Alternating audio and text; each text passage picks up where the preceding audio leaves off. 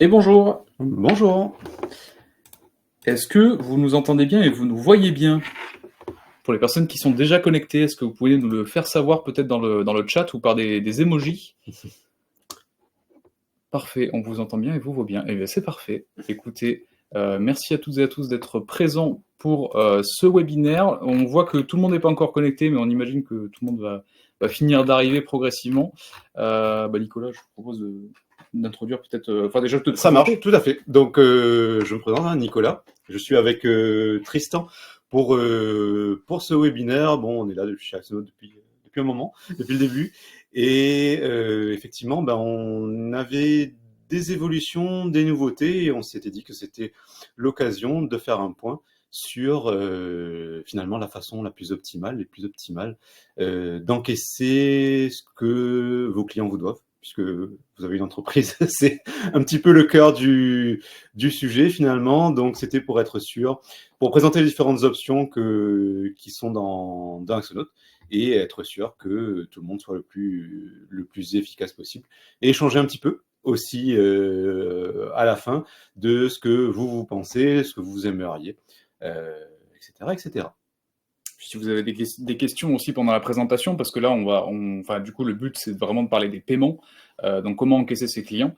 Et si vous avez des questions, des choses qu'on précise peut-être pas forcément ou qui sont pas évidentes lors de la presse, n'hésitez pas à les poser dans la partie questions plutôt que dans le chat, parce que le chat, c'est vraiment un flux de messages. Là, vous pouvez le voir en plus en direct. On risque de louper des questions, alors que dans la partie questions, on peut vraiment voir quelles sont les questions qu'on a traitées et celles qu'on n'a pas répondu, tout simplement. Maintenant que c'est expliqué, écoutez, on va partager l'écran et puis on va vous présenter les différentes solutions qui sont connectées à Axenote aujourd'hui pour encaisser de l'argent. Je pense que c'est plutôt celui-là qu'on va partager. Tac. Et Nicolas, vas-y, je t'en prie. Ça marche. Commencer. Pour commencer, on a le plus classique, j'ai envie de dire, celui qu'on avait rajouté parmi les premiers, c'est le paiement par CB. Donc là-dessus, et d'ailleurs, comme toutes les options qu'on va vous présenter, on passe par des partenaires. Pourquoi? Parce que nous, on n'a pas les agréments pour recevoir l'argent pour votre compte. On laisse ça à des sociétés qui sont plus sur le secteur bancaire. Et donc, sur la partie CB, on a la possibilité de travailler avec Stripe et avec PayPal. Donc, ça se passe comment? Dans la partie configuration de vos devis, de vos factures, vous avez la possibilité, vous le voyez ici, d'activer le paiement par carte ou de proposer le paiement PayPal qui peut permettre de payer par CB également. Alors, si vous n'avez pas de compte, je pense à Stripe en particulier, qui est le premier ici, il n'y a vraiment pas de souci. Vous cliquez là, ça va, si vous n'avez pas de compte à associer, ça va vous proposer d'en créer un, et à l'issue de la création du compte Stripe, ce compte-là sera automatiquement lié à Axonote. Et une fois que c'est fait, une fois que vous avez connecté votre compte Stripe à Axonote, vous n'avez plus rien à faire. Ensuite, tout sera piloté depuis Axonote. Vous pouvez oublier finalement presque l'interface Stripe pour vous concentrer vraiment sur la partie Axonote. Donc ici, je vais afficher un des devis que l'on a créé. Vous voyez, donc un devis assez classique. Et vous voyez ici sur la droite, comme j'ai activé les options sur mon compte, on voit que ce devis est payable par CB. Alors justement, avant on n'avait que les factures, et maintenant on a optimisé les choses, on a fait en sorte que directement le devis soit payable par CB. Qu'est-ce que ça fait? En fait, ça va prendre le paiement et créer directement dans la foulée la facture qui correspond à ce devis. Donc ici, si j'ouvre la vision, non, c'est pas ceci. La vision, il n'y a pas le paiement. Hop. Si je le modifie. Normalement, le paiement a bien été activé, mais vu que c'est un compte de démo, alors le truc qui risque d'être un peu embêtant pour cette présentation, c'est que alors il faudrait qu'on ait un compte officiel entre guillemets PayPal, Stripe pour vous montrer l'étape de paiement. Après, l'étape de paiement elle est relativement simple parce que c'est celle que vous connaissez déjà et que vous avez déjà vue pour payer votre abonnement Axonote. C'est littéralement la même chose. Donc là, du coup, on a, je sais pas pourquoi le compte a sauté. Ah ouais, bon, C'est très bizarre. On va voir. On avait au moins le bouton. On ne pouvait pas de toute façon vous montrer l'étape de paiement parce qu'il faut un vrai compte pour le faire. Mais dites-vous que sur cette interface-là, il y aura un bouton de paiement en plus pour payer le devis directement depuis l'espace client. Et subtilité, ici, si j'ai précisé que je veux un acompte, effectivement, le paiement va demander de payer l'acompte et non pas de payer l'intégralité du devis. Donc c'est prévu, donc on a optimisé vraiment ça pour faciliter le paiement des clients et pour que ça se passe le plus tôt possible dans votre processus commercial. Et donc ici, on aura un bouton supplémentaire payé par CB qui sera donc sur votre espace client avec votre logo et vos propres couleurs. Alors, j'ai une question ici. Est-ce qu'on pourrait revoir l'endroit où on met en place les options de paiement? Tout à fait. Alors, il y a deux choses. Je vais revenir sur Axonote. La première chose, c'est l'étape que vous devez faire une seule fois. C'est d'aller ici, dans les paramètres, et ensuite dans configuration. Et vous avez donc le paramétrage de la facture, là où vous choisissez le logo, la couleur, etc. Et en dessous de ça, vous avez la possibilité de cocher l'option pour activer le paiement par carte ou les autres types de paiements que l'on verra sur ce compte. Et ensuite, quand vous êtes sur un devis, ici je vais faire modifier le devis, vous pouvez éventuellement, au cas par cas, dans les options avancées, dire si vous autorisez ou pas le paiement par CB ou par virement en ligne. Si vous avez activé l'option par défaut, ce sera oui. Vos clients pourront payer par CB et par virement. Mais imaginons que vous avez un cas particulier sur un devis ou une facture où vous ne souhaitez pas le paiement par CB, vous pouvez le désactiver ici.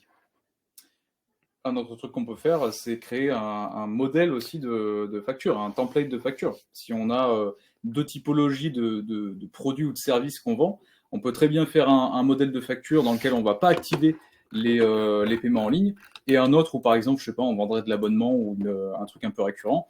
On pourrait très bien faire deux thèmes pour deux produits, entre guillemets, de prestations qu'on vendrait qui seraient un peu différentes. Et l'une qui nécessiterait du paiement en ligne et l'autre non.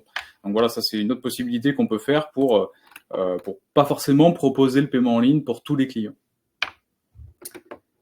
Si je t'en prie. C'est bon, je pense qu'on a répondu à la question. Ensuite, bien sûr, il y a le paiement des frais. Donc ça, c'est forcément dépendant des fournisseurs que l'on choisit. Alors, je ne sais pas si ce sera partagé, si on affiche le... Hop. Ah bah attends, si, regarde. Voilà, on va partager cet onglet-là. On va faire tac, arrêter, et on va faire partager tout l'écran. Je pense que ce sera plus simple. Ok, ça marche. Tout l'écran, celui-là. Voilà. Et donc là, ce sont les tarifs de base de Stripe, où vous voyez les frais, effectivement, 1,5% plus 25 centimes. Sachant que ça, c'est le tarif de base auquel tout le monde a accès au hasard. Selon le volume, si votre volume augmente, vous pouvez négocier des tarifs plus intéressants avec eux. Mais c'est selon, effectivement, le volume que vous avez. Et voilà, finalement, les tarifs, il n'y a pas d'abonnement. Par contre, il n'y a pas d'abonnement mensuel à payer là-dessus pour pouvoir en bénéficier.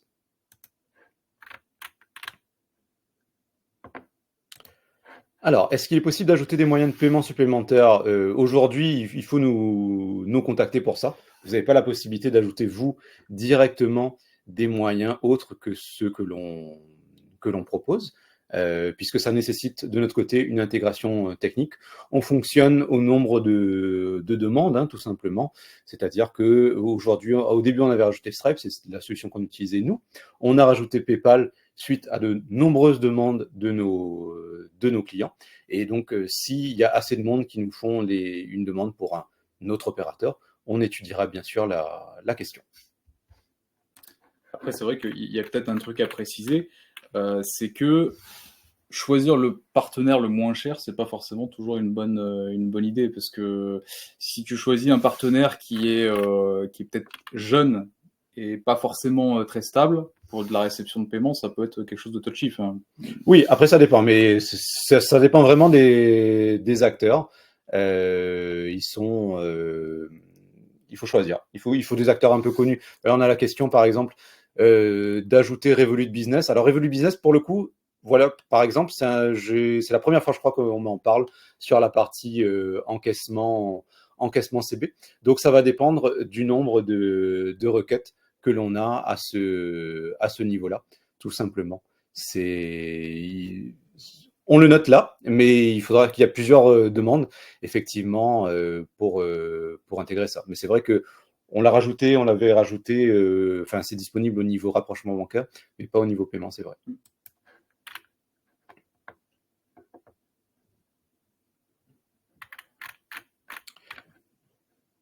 Alors ensuite, j'ai la question sur la gestion des commissions. Je crois que j'en ai deux à ce niveau-là.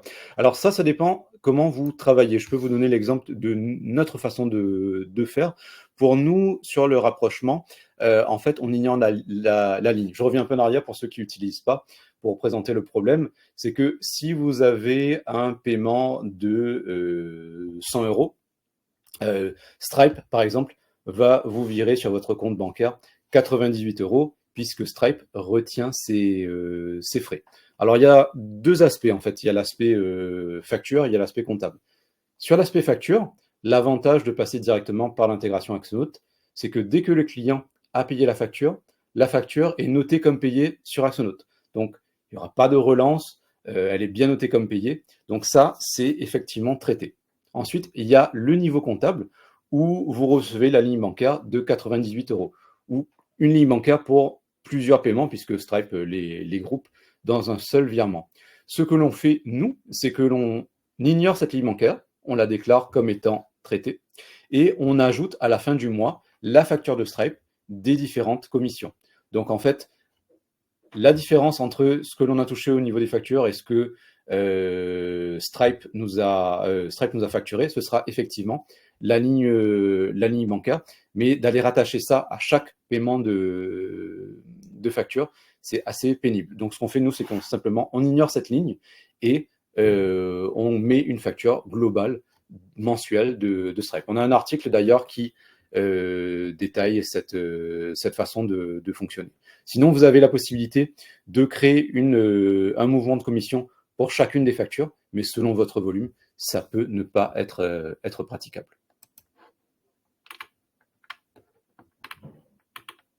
Après, peut-être avant de continuer sur les questions, peut-être qu'on va poursuivre avec GoCardless, parce que je vois qu'en plus il y a des questions justement dessus. On va poursuivre avec les autres systèmes de paiement et puis on repassera aux questions ensuite. Donc là, on vous a présenté les paiements par carte, d'accord? Donc Stripe et PayPal. Maintenant, il y a un autre type de paiement que vous pouvez adopter, c'est le prélèvement SEPA. Alors ça, c'est intéressant quand vous avez des clients qui sont récurrents. Pas forcément quand vous vendez, par exemple, des abonnements, des trucs comme ça, mais ne serait-ce que quand vous avez des clients qui vont revenir chez vous plusieurs fois. Alors, l'intérêt du prélèvement SEPA, c'est que ça vous permet de sécuriser votre paiement, vos délais de paiement aussi, et in fine, votre trésor.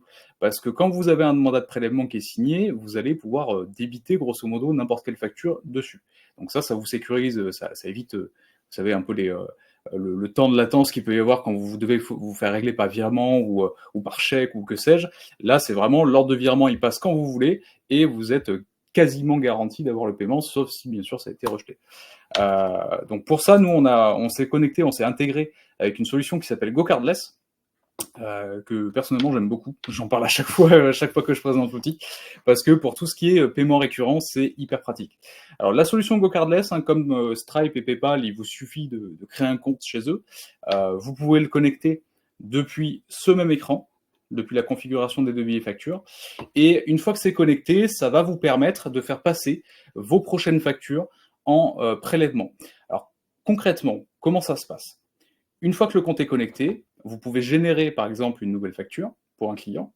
Et en fait, lorsque cette facture sera générée, si vous avez activé la possibilité de payer par prélèvement, là j'en prends une au pif, je vais vous montrer, hop, dans conditions de paiement, on peut autoriser le paiement par prélèvement de la facture. Et donc, lorsqu'on va envoyer la facture au client, il va recevoir un lien sur lequel il pourra consulter la facture, comme ce qu'on a vu tout à l'heure avec le portail client. Là, si on se le reprend, hop, donc le lien c'est celui-là. Tac, tac.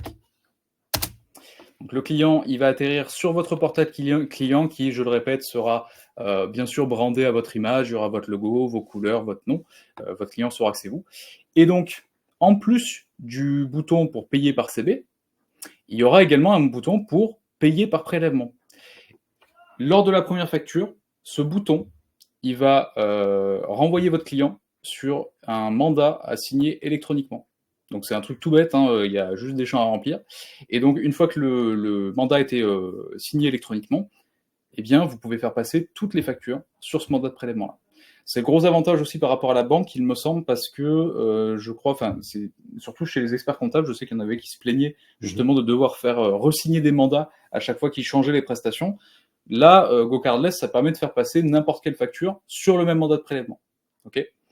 Alors, je ne sais pas si tu sais ou pas, pour GoCardless, est-ce que, parce que je sais que j'avais déjà eu la question, mais est-ce que c'est possible de réintégrer peut-être des mandats existants, tu sais, sur GoCardless?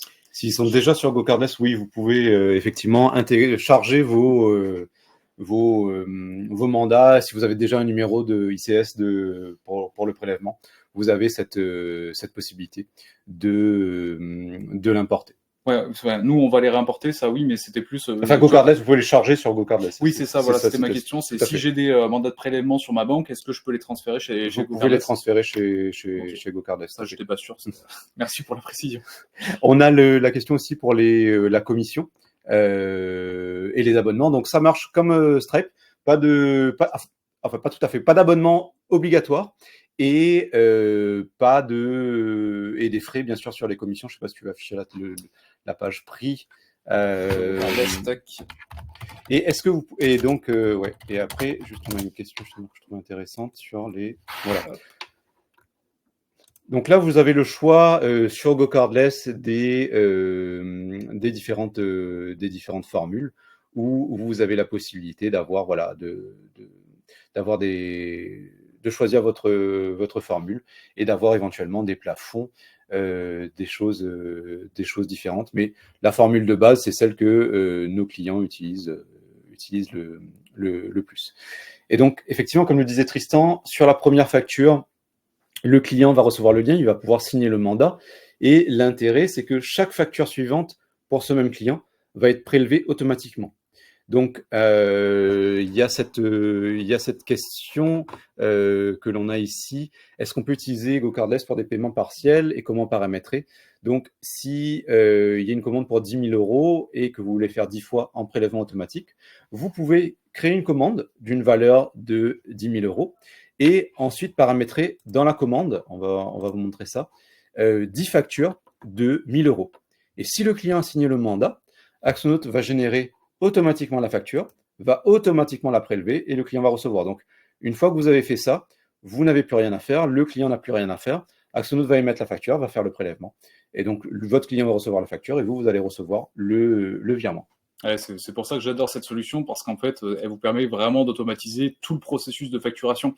Donc là, par exemple, je reprends mon devis avec le délicieux caramel artisanal. On va mettre qu'il a été accepté, comme ça va me permettre de vous montrer comment on fait pour paramétrer en plusieurs fois un paiement. Donc là, j'ai un devis de 1 600 € hors taxe, ok. Et en fait, ici, je peux très bien ajouter un prévisionnel que je vais mettre récurrent, par exemple, et je vais dire, ok, là par exemple c'est un paiement en 10 fois, tac, et donc mes dates de début, je vais mettre par exemple au 5 du mois prochain, et en fait je peux dire que tous les mois, jusqu'à, donc ça fait juin, ça fait plus 10 mois, ça fait mai, oui pardon, donc le 5 mai, et donc tous les mois, voilà, tous les 1 mois, je peux dire à Axonote, tu me génères automatiquement la facture, tu l'envoies automatiquement au client, et Axonote, du coup, va la prélever aussi automatiquement sur le compte du client, à la date d'échéance. Ça, c'est un truc qu'il faut savoir, c'est la date d'échéance qui permet de déclencher le prélèvement. Maintenant, du coup, pour le faire en 10 fois, tout simplement, on en fait... tu mets à compte 10, oui, ou sinon à compte. Ouais. Voilà. 10% de la facture chaque mois. Voilà. Et comme ça, c'est programmé et ce sera automatiquement, vous voyez, 160 €, donc 10% de 1 600 chaque mois envoyé et prélevé. Donc veillez bien à bien choisir une date d'échéance qui vous correspond, parce que un truc qu'il faut aussi garder en tête, c'est que entre le moment où l'ordre de prélèvement est lancé et où il va vraiment passer, je crois qu'il y a peut-être 2 ou 3 jours qui se passent, un truc comme ça. Ouais. Donc adaptez votre date d'échéance en fonction de la date à laquelle vous souhaitez vraiment être payé. Voilà, comme ça vous permettra de, encore une fois, sécuriser votre trésor et l'argent que vous recevez. Je pense avoir à peu près tout dit dessus. J'imagine que si j'ai oublié des choses, il y aura des questions dessus. Juste, je vais terminer avec le paiement par virement. Le paiement, pardon, ouais, le paiement par virement électronique. Donc ça, c'est une option pareille que vous pouvez activer. Et donc, ça permettra à vos clients de pouvoir régler par virement en ligne vos factures.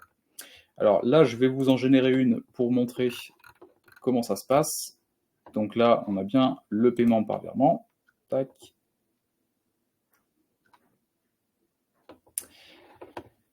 Quand on envoie par mail la facture, encore une fois, on a le lien de portail client qui va permettre au client de voir la facture, mais surtout de la payer par virement. Et donc là, je vais vous faire la démo en live du paiement par virement. On va pas aller jusqu'au bout quand même parce que je ne vais pas payer les 1920 €. Mais vous voyez qu'en fait, le client, concrètement, il va être redirigé sur une interface sur laquelle il va pouvoir choisir sa banque. Il va dire, OK, moi, c'est Revolut. Et maintenant, je vais vous montrer en direct live sur mon téléphone à quoi ça ressemble. Hop, comme ça. Voilà. Donc là, j'ai mon téléphone normal. Voilà. Je vais prendre mon appareil photo. Donc là, bien sûr, la caméra frontale, ça ne va pas le faire. On va mettre comme ça.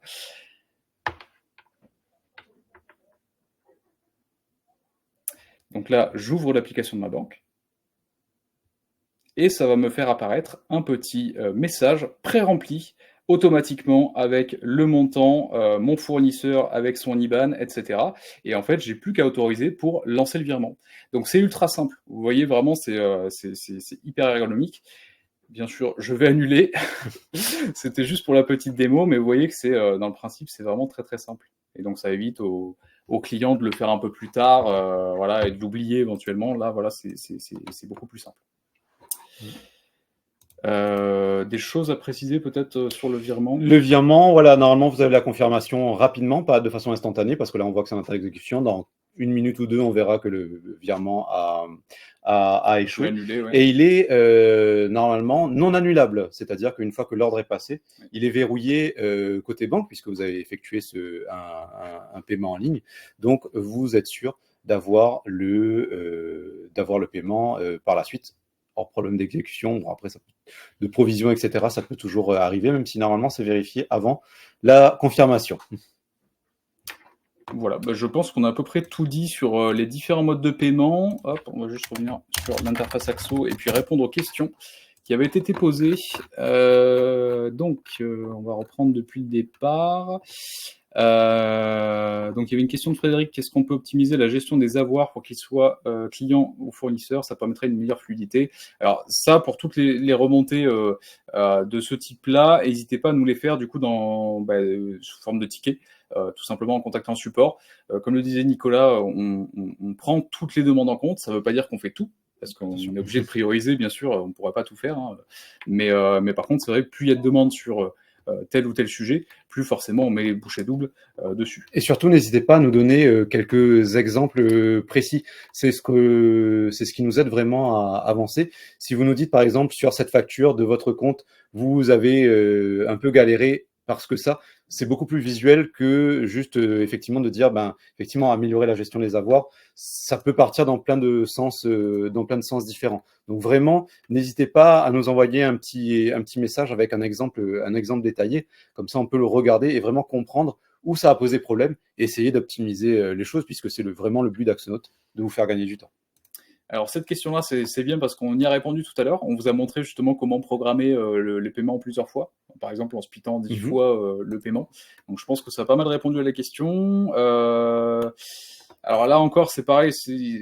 Quel est le sujet exactement? De quoi on parle? Voilà, n'hésitez pas à illustrer le propos en nous envoyant une petite demande et puis des captures éventuellement du problème et comment vous le voyez, comment vous le verriez sur l'interface. Mais là, pour le coup, c'est compliqué de vous répondre en direct live sur la question. Thibaut, on a déjà activé le système GoCardless et Stripe, mais nous ne savons pas comment gérer la différence entre facture et paiement. Bon, ça, on en a parlé, les commissions. Oui, et parler d'un lien éventuellement pour l'article. Oui. Hop. Hop, vous allez voir, tac. Normalement, on a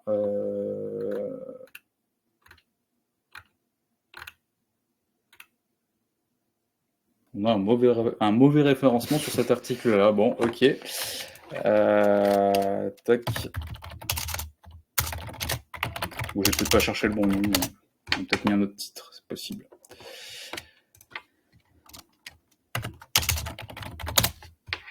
Alors.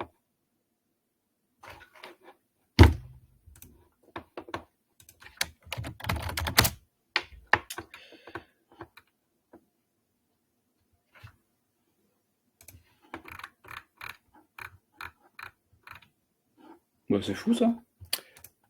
Alors, on va vous retrouver l'article parce que effectivement, est-ce qu'il avait été... Ce sont les aléas du direct. Non, mais par contre, vraiment, je... Ah, peut-être ça.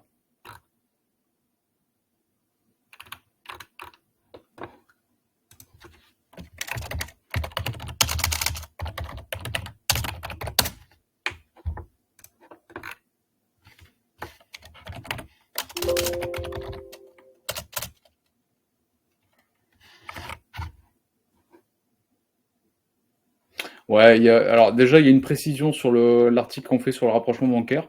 Après, j'étais persuadé qu'il y avait vraiment un article dédié sur ça. On va vous le retrouver Oui. et l'envoyer à la suite du webinaire parce qu'effectivement, je comprends que de prime abord, c'est pas forcément évident, mais on va vous détailler ça, soit le retrouver, soit compléter l'article. Mélanie, nous avons activé le système GoCardless et Stripe. Ok, d'accord, c'est la question. Ok. Ensuite, Marie-Claude, j'ai la possibilité de faire des paiements en ligne via ma banque MyPOS. Est-il possible de le connecter avec Axonote? Alors ça, on en a parlé un petit peu tout à l'heure. Enfin, les intégrations qu'on vous a présentées, voilà, c'est des choses qui techniquement, des briques qu'on a intégrées à Axonote. Donc, pour intégrer d'autres systèmes de paiement, ça, pour le coup, ça demande un travail justement technique d'intégration. Et je pense pas qu'avec MyPOS. Après, il faut nous faire la demande. Comme je vous disais, si on en a, si ça revient, si c'est quelque chose qui revient régulièrement, on essaiera de les contacter, de voir avec eux ce qu'il est possible de faire. Alors, question de Didier, comment insérer des codas pour les domiciliations indiquées sur la facture que celle-ci sera encaissée via domiciliation? Alors ça, pour le coup, la question ne me parle pas du tout. Je ne sais pas si toi, ça te... Non, désolé. C'est peut-être une méconnaissance de notre part là-dessus, hein, mais j'avoue que le terme coda me parle pas du tout.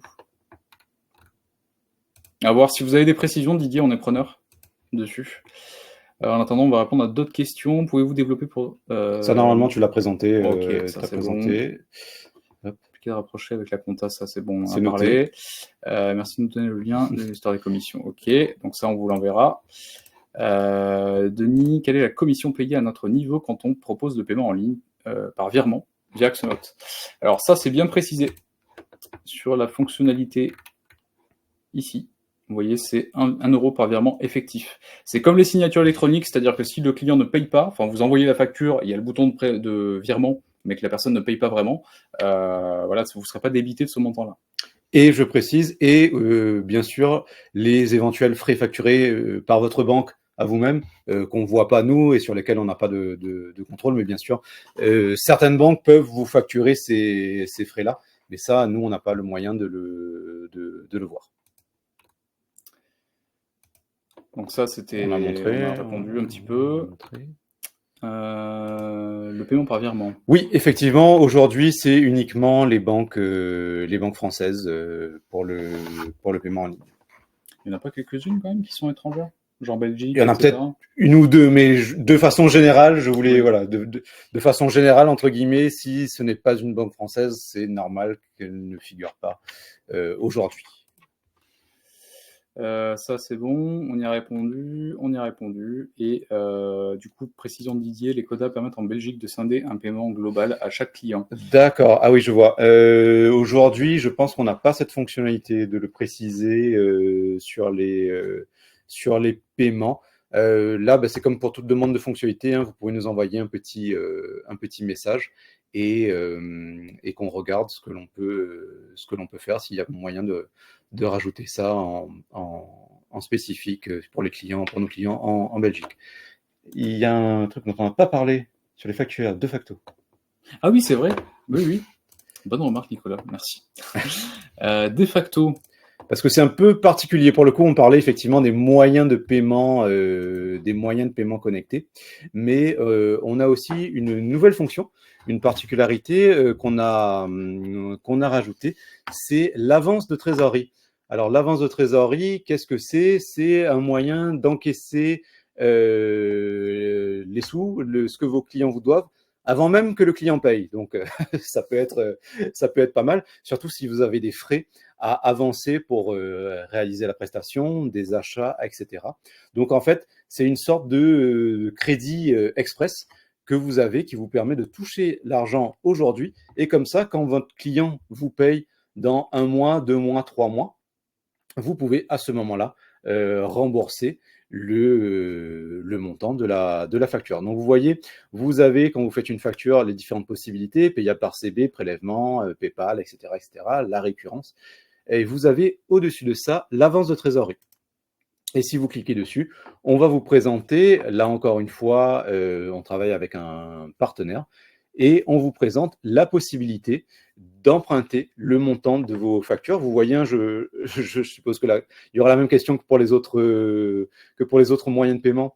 Vous avez évidemment un taux d'intérêt, donc c'est vraiment pour des durées courtes, mais vraiment, ça vous permet de ne pas vous avancer de trésorerie si vous avez besoin d'acheter des choses pour réaliser la prestation chez vos clients. Si vous avez besoin de décaler le paiement, d'avancer finalement le paiement de votre client d'1 mois ou 2, c'est vraiment la solution idéale. Et puis, si jamais, vous pouvez rembourser même en anticipé si votre client paye plus tôt. Vous voyez, là, il y a une durée maximale de 4 mois. Donc, c'est vraiment pour des périodes courtes. Ce n'est pas un crédit long terme, mais ça permet vraiment de recevoir de recevoir les paiements de vos clients à l'avance, finalement.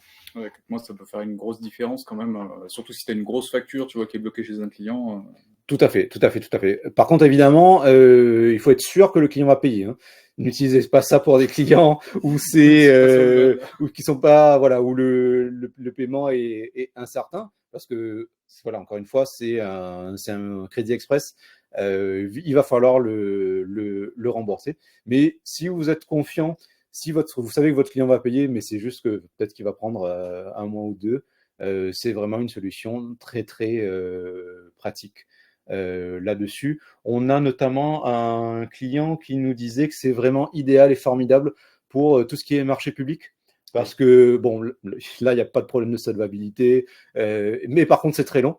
Donc, c'est vraiment le cas d'usage idéal.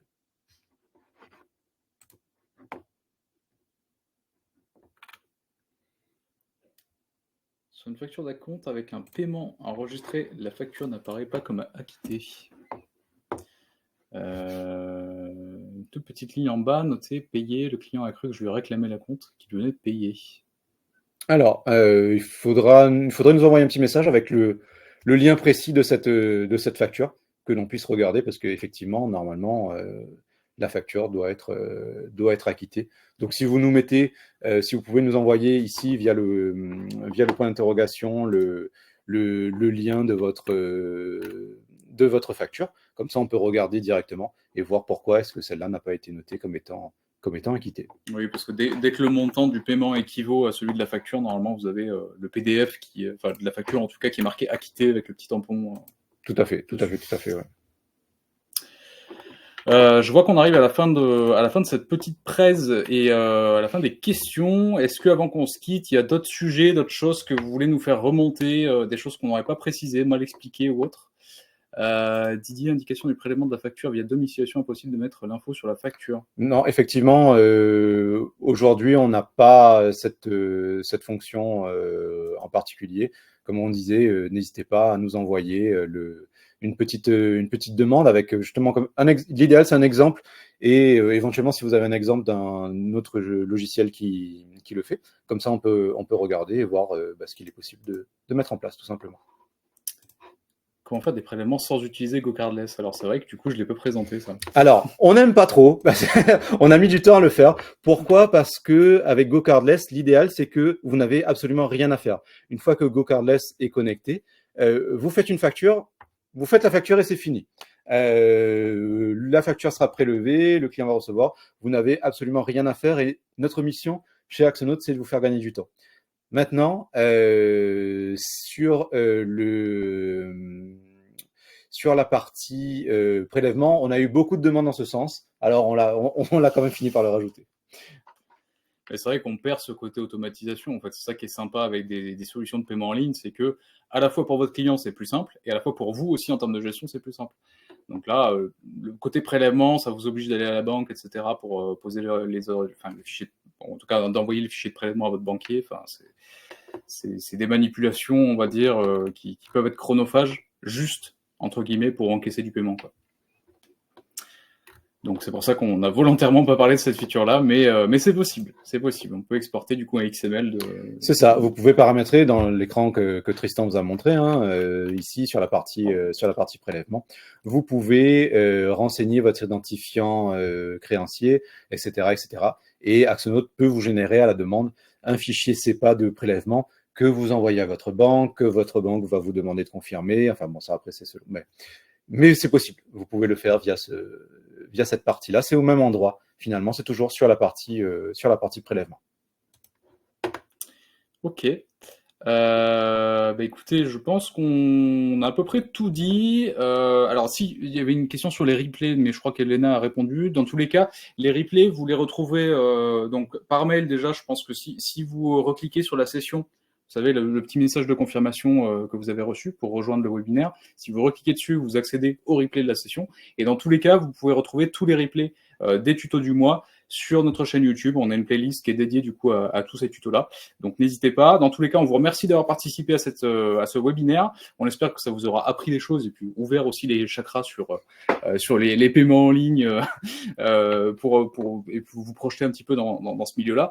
On vous remercie. On vous souhaite une bonne continuation, une bonne journée et puis au plaisir de vous recroiser sur un prochain tuto. C'est ça, merci beaucoup. Et comme je le disais au début, pour compléter, n'hésitez pas à nous envoyer vos demandes, vos remarques. On a bien noté cette fois-ci faciliter la gestion des commissions, mais on va vous préciser le lien d'un article pour mieux expliquer ça. Donc les commissions, les quotas et domiciliation, on a noté aussi. Et puis si on a oublié des choses, comme je disais, il y a un petit point d'interrogation en bas à droite. N'hésitez pas à nous contacter, à nous donner des exemples, à nous dire ce qui vous aiderait, ce qui vous faciliterait la vie. Et on fera de notre mieux. Merci à toutes et à tous.